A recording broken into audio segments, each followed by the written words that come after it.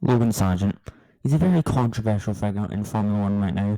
A lot of people say he doesn't deserve a place in the sport. A lot of people said he didn't even deserve it in the first place.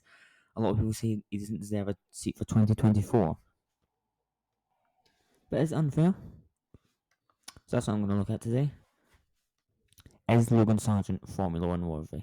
Logan Sargent's motorsport career began in 2008 when he finished third in the Florida Winter Series and then won it in 2009. But his career kicked off when he won the World Karting Championship in 2015, with him then graduating to cars in 2016, competing in the Formula 4 UAE Championship, where he finished vice champion with 15 podiums to his name that season. Then in 2017 graduated to the British F4 Championship with Roden Carlin and finished with 2 wins and 10 podiums to his name that season, finishing third overall for that year. Then in 2018 graduated to the Formula Renault Euro Cup and the Formula Renault Northern European Cup, getting a combined 4 wins and 10 podiums to his name that season. And in 2019 graduated to the FIA Formula 3 Championship and took part in the Macau Grand Prix of 2019. Logan finished P3 in Macau, which was a very, very good effort and got a lot of big Formula 3 teams noticing him. Unfortunately, he finished P19 in the F3 Championship with a very, very lackluster Carlin team that season. But in 2020, he continued in F3 and went up to Prema, the best team in the championship and the defending champions. But despite Logan being in the best team, it was not going to be easy. It was a very, very good level grid, including his two teammates, Frederick Vesti and Oscar Piastri, with also Teo Porcher, Liam Lawson, and Richard Rashaw, all very high quality drivers in the championship. Logan started the season very, very strongly, taking a podium in the opening round in Austria, then taking 3 poles in a row in the 2 races at Silverstone, and then again in Catalonia in Spain. He took his first win of the season in Silverstone, and he would take lead of the championship in that round. He then again went on to win another race in Spa, taking the lead of the championship with only 4 races to go. But then we went to LA, where all went wrong. But his first race was an absolute disaster, finishing P26, while Piastri and Porcher, his 2 title rivals, both were on the podium. Logan lost the championship lead that day. And race 2 was no better. He crashed with Frederick Vesti, with Piastri also crashing out earlier on, but Porcher finished on the podium again. Logan was now 9 points behind Piastri, 7 ahead of Porcher going into the last race of the season. He qualified second, while his 2 title rivals were 7th and P11. He had an opportunity to take the title lead back. In race 1 at Mugello, Teo Porcher finished third, Logan finished 6th, while Piastri scored nothing, which means Logan retook the championship lead on countback. He was level on points with Piastri. Porcher was 9 points behind him, with 17 available for the final race of the season. And in the final race of the season, Logan Sargent was taken out at the first corner, while Teo Porcher and Oscar Piastri were side by side on track. With Logan out, he could no longer take the title, and he ended up finishing only third as Teo Porcher actually overtook him on points, beaten by a single point to vice champion status. But that should not and did not take away from the great job Logan had done all year. P3 that season was very, very good, but unfortunately, it was not enough.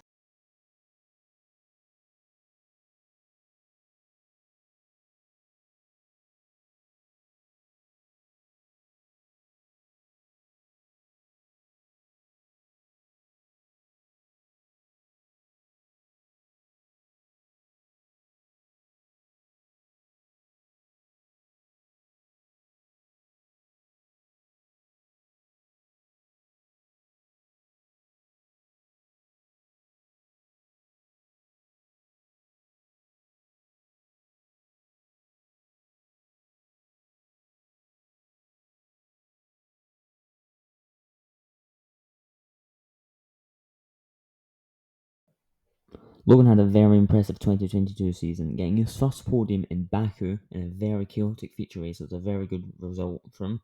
He took his first pole in Silverstone, where he got his first pole in F3 and his first win in F3, and is also the same place he took his first one in F2 as he won the feature race in 2022. He then won the next round again in Austria, putting himself second in the championship and in the title race.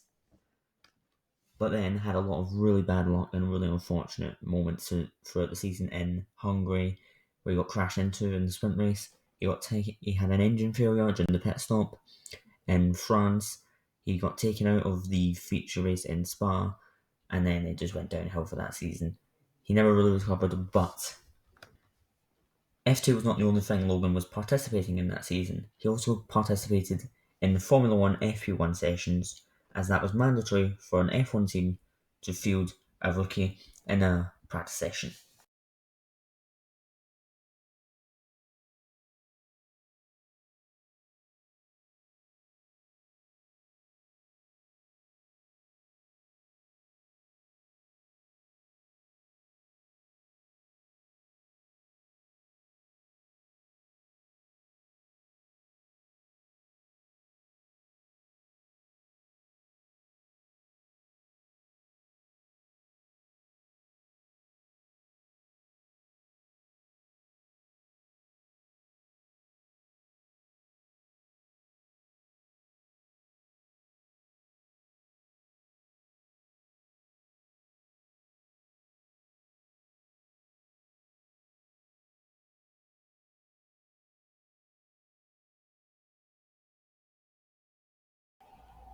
Logan was spending the 2023 Formula 1 season at Williams, who were near enough a backwards team, but had been on an upwards trajectory in the last few years and were just about finding their feet again.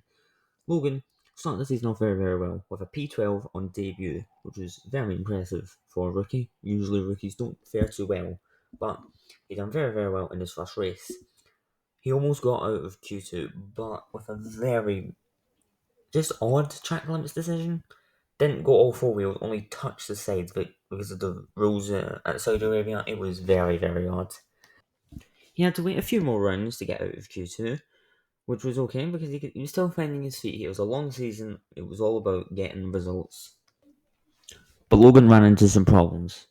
In Spain, he crashed out in qualifying, which was the one thing he needed to avoid doing, as crashing would leave a lot of people to think he was not worthy of a seat, as that is what happened to Mick Schumacher last season, so that's something he needed to avoid.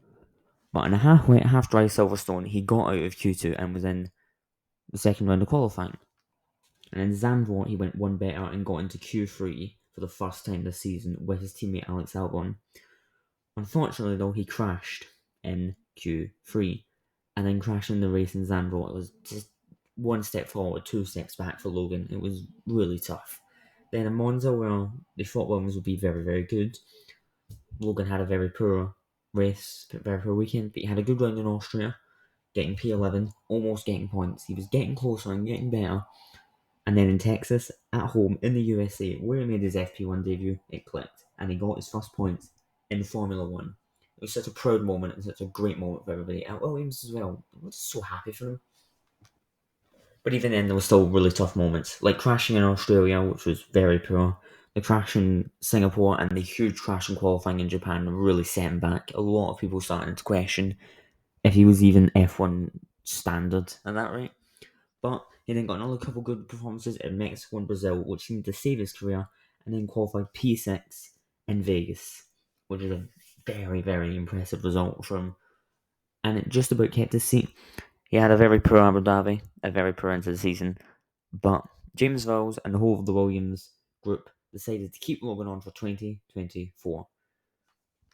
But it's very evident Logan needs to improve for 2024. Otherwise, he will not be here for 2025, especially with the likes of Franco Colapinto and Zach O'Sullivan, both Williams Academy. If he performs like that, he will be dropped again. So the major question is, does Logan Sargeant deserve a second season in Formula 1?